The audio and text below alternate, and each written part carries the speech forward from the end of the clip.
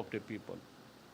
We have been enslaved by two countries in succession, Spaniards for 400 years and Americans for 50 years. Tama na po yun.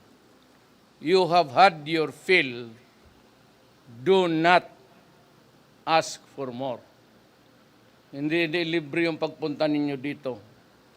You stole our natural resources.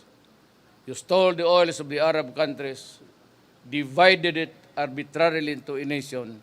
At ngayon, kumukuha pa rin kayo, hinihigo pa rin yung oil, and there is trouble everywhere. So, kung ganun lang naman, unless we are threatened directly, there will be no more joint expedition.